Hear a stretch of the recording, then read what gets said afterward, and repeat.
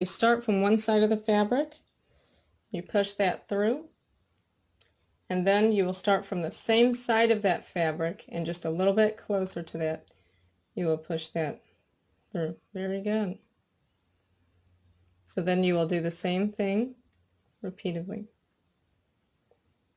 And that should look like that afterwards. And you want to make sure not to tie the string onto the sewing pin, to leave that without a tie. You will tie the string onto the fabric instead. The next is the loop stitch. You will loop it by putting it from one side to the other, lifting that up. Very good. Letting that loop. My angels and I like to sew is you wait until that loop goes through, and then you pull that right then.